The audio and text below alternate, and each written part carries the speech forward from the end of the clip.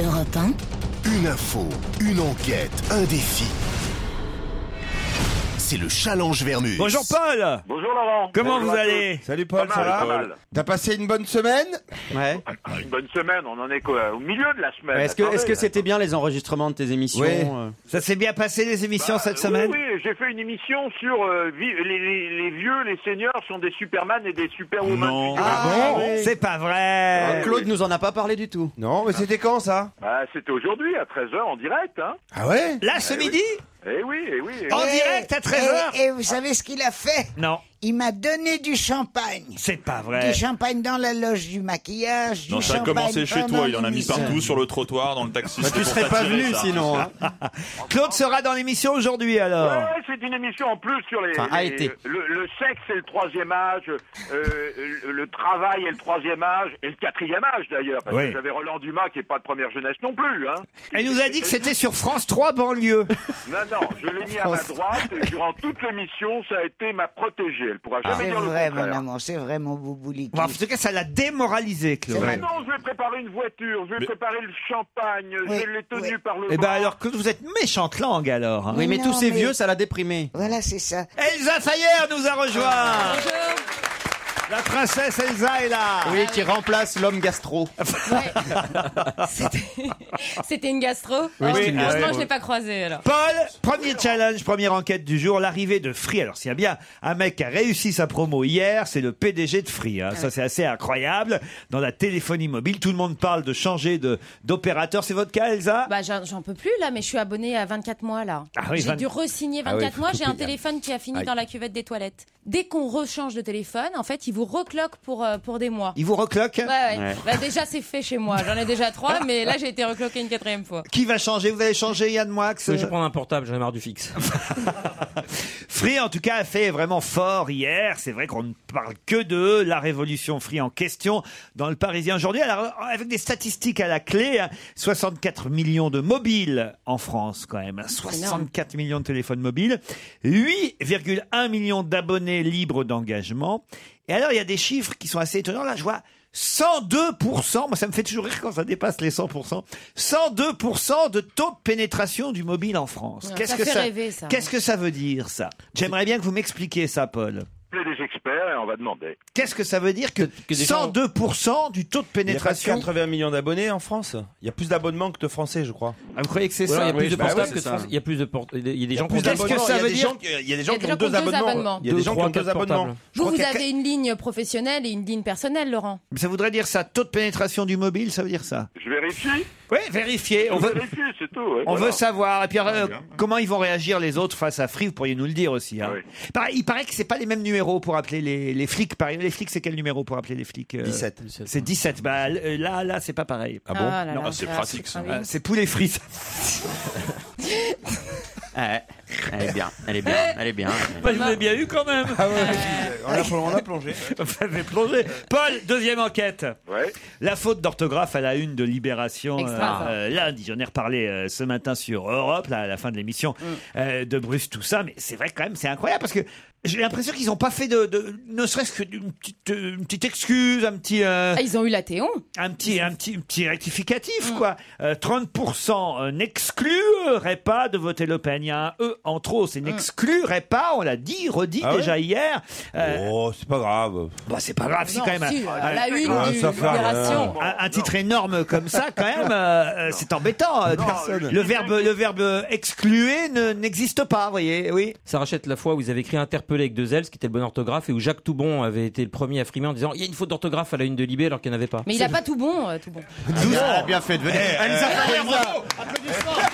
C'est magnifique. Au pied. Enfin, c'est pas facile au pied d'élever comme ça. Je crois que- remarque qu'elle est maquillée parce qu'elle est venue comme ça pour remplacer. C'est pour ça qu'elle a mis 3 quarts d'heure. Je crois que depuis Bruno Mazur, j'en avais pas entendu une aussi bonne. hein. Non, alors là, Pardon, mais peut-être ils avaient ils ont eu tellement de mal à faire la une avec le couple père et fille Le Pen qu'ils ont, mais ils ont pas remarqué Non, la. mais c'est quand même très consternant parce que d'abord, il donne un sondage qui est faux et en plus, il faut une faute d'orthographe. Non mais moi, pourquoi ils n'ont pas fait un petit rectif? Ça, j'aimerais bien savoir. Vous avez qu'à appeler Nicolas Demorand, hein, Ouais, bien sûr, c'est lui le patron maintenant. Et surtout, est-ce qu'il y a quelqu'un qui s'est fait taper sur les doigts? Moi, j'aime bien savoir toujours qui est le fautif c'est qui dans ces morfle. cas-là. Qui va morfler? Voilà, d'accord, Paul? Ouais, ok. Et puis, la nouvelle doyenne de 113 ans. Ah, extra. Voyez, Claude, vous avez de l'espoir encore. Ah, merci bien. Je pense pas que j'ai envie de vivre jusqu'à 113 ans, moi. Mais pourquoi pas? Regarde dans quel état je suis déjà maintenant. Moi, je croyais que tu les avais déjà. Elle est très en forme encore. Marie-Thérèse Bardet à 113 ans et demi. 113 ans et demi, parce que Ouais, là, c'est on important. commence à J'ai entendu recompter dire les... qu'il paraît qu'elle drague et qu'elle danse avec les autres pensionnaires de la maison de retraite. C'est et la tout. nouvelle doyenne des Français. Elle vit dans une maison de retraite à Pontchâteau. Elle est née le 2 juin 1898, Marie-Thérèse. Oh my God. Mais ma question, Paul, c'est d'où on nous la sort, celle-là? Parce que d'un seul coup, on nous dit la doyenne des Français à 113 ans. Mais Ouais, donc, d'où ça veut- vient-elle? D'accord. c'est pas ça. D'où vient-elle? Il n'a pas compris la question. Bah, soyez clairs. Comment Si ils l'ont vous étiez trouvé clairs, vous aurez compris. Et pourquoi Mais on en a pas parlé Pourquoi on nous dit pas que la précédente est morte? D'accord. Elle n'est pas née d'hier, cette doyenne, A quand priori, même. non. D'un seul coup, comme ça, on nous dit tiens, il y a une doyenne de 113 ans. Non mais Laurent, c'est la première fois qu'elle a 113 ans aussi. Hein. D'accord. Et demi. Et demi. Elle a Pour trop qu'elle pas- soit doyenne, il faut qu'il y en ait une autre qui soit morte, Paul. Voilà, On a décidé d'être positif. Écoutez, on va regarder. D'où on nous la sort? Pourquoi Voilà, d'un coup comme ça, on nous sort cette doyenne qui est mort depuis hier? Bon, Pas toute la liste, hein, juste la plus vieille. Voilà.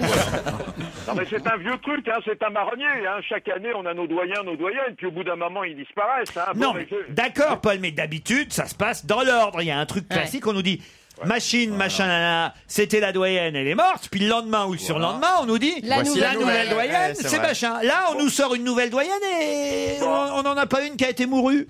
Bah alors. Bah, c'est vrai, depuis Jeanne Calment, on se souvient pas des autres. Et comme il dirait Alibé, il n'y en a personne qui a été mouru. alors, quoi, que ça se fait, hein, Bon, Polo? bah, écoutez, ça y est, j'ai compris. Bon, bah, écoutez, on se quitte là parce que c'est pas facile tout ça. En tout cas, vous nous avez maltraité, Claude Sarraute. Oh c'est non, faux. il Non, m'a vous donné pouvez du pas dire ça. champagne. Laurent Ruquier, vous pouvez pas dire ça. Non, J'ai- il peut j'ai été pas, au tu petit peux soin pas. avec C'est elle. vous qui êtes arrivé dans un sale état en disant... Parce que c'était un sujet sur les vieux, et le médecin des vieux avait 25 ans de moins que moi. C'est toujours mieux, parce qu'un médecin S'il a des vieux 25 qui ans serait de plus plus. vieux que les vieux... J'ai dit Roland Ça devient Dumas qui avait compliqué. 50 plus que vous. Et Paul, il anime bien, alors, Paul. Ah, très. Ah. Et puis champagne. Champagne. On a compris que c'était ce qui l'a motivé. Et j'ai pu l'emmener sur le plateau. C'est pas comme chez toi.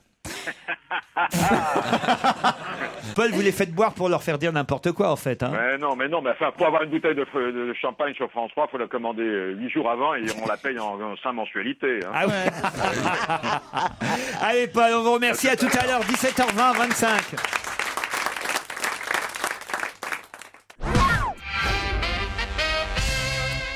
Europe 1. Une info, une enquête, un défi. C'est le challenge Vermus. Alors, Paul, les réponses à nos questions. D'abord, la faute de conjugaison, enfin plutôt de français, hein, ou d'orthographe, je sais pas comment on peut dire. Le E en trop dans excluerait à la une de Libération, un gros titre en plus, c'est embêtant. 30% n'excluerait pas de voter Le Pen. C'était lundi, pas de correction depuis lundi. J'ai fini par joindre Vincent Giret, c'est le directeur délégué de la rédaction. Ni une ni deux, je lui dis qu'est-ce que ça veut dire, un journal sérieux comme le comme vôtre, ça, faire quoi. une faute d'orthographe à la une, c'est pas convenable, comme aurait dit Jacques Chirac. Alors, faut savoir Il a qu'à dit si on Libération- aurait relu, on s'en serait aperçu. C'est en fait, il Ah parle ben, pas vous allez voir, c'est tout simple. À Libération, d'abord, il n'y a pas de correcteur, comme il y en avait lorsque j'étais à François ou au Quotidien de Paris. Ouais, bah, Vous la voyez, suppression bah, de avec poste toi, il au va bout d'un aller mieux. moment. Ah oui, Alors, mais en même temps. impossible. Oui, en même temps, là, il n'y a plus de journal non plus au quotidien de Paris à François.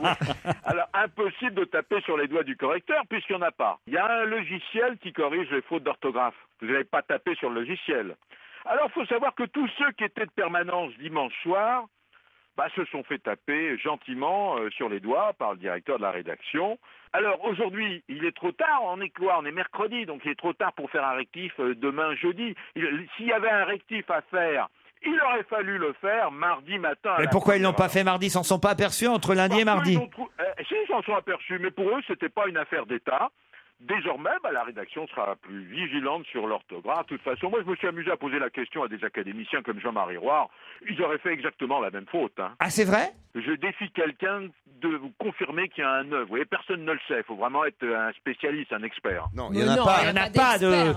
Oui, il n'a pas de... Bah, vous venez de dire qu'il y a un... Je l'ai fait exprès pour voir si vous m'écoutiez. Ah non, non, c'est pas ça. C'est pas ça, c'est qu'il aura fait à l'envers, quoi. Il a dû Si vous leur avez mal posé la question, forcément, ils vous ont mal répondu. C'est sûr que c'est pas une affaire d'État. Vous pouvez, écoutez, on peut pas aller plus dans l'information que je ne l'ai été avec Libération sur cette affaire. Non, on ne peut pas, de toute façon. Comment il faut l'écrire, alors, Paul? N'exclurait pas. Eh ben, écoutez, n'exclurait pas, c'est pas difficile. Comment il faut l'écrire? Alors, E-X-C-L-U, vous enlevez le E. Très bien. R-A-I-E-N-T. Parfait, Paul. Là, maintenant, on a confiance. Alors, on peut continuer sur les enquêtes suivantes. D'abord, que vous m'expliquiez, évidemment, ce taux de pénétration du mobile en France de 102%. Qu'est-ce que ça veut dire? C'était justement à propos de l'arrivée de Free dans la téléphonie mobile, qu'on nous donnait dans le Parisien toute une série de chiffres, sûrement très intéressants et très valables. Mais alors, un taux de pénétration de 102% du mobile en France, qu'est-ce que ça veut dire? Écoutez, c'est extrêmement simple. La définition du taux de pénétration, c'est le pourcentage de consommateurs qui achètent le produit. Alors, vous êtes encore plus clair. Sur une population de 60 millions d'habitants, le nombre de Français... 65 millions d'habitants. Oui, bon, c'est rien, tu as oublié 5 millions. Oui. Non, sur une population... franchement, sois gentil, parle-moi avec élégance. Hein. Oui, autrement, on va vous exclure. Excuse-moi, Paul, tu as oublié. Le pays compte près de 66 millions d'abonnés qui utilisent un mobile et nombreux sont ceux qui disposent de plusieurs puces. Plusieurs abonnements, donc. Voilà, de plusieurs abonnements. Alors, le dernier observatoire de l'autorité des télécoms révèle un taux de pénétration de 102%. C'est-à-dire que certaines régions sont suréquipées, comme les DOM-TOM, l'Île-de-France, la région PACA, avec un taux de pénétration de 130%.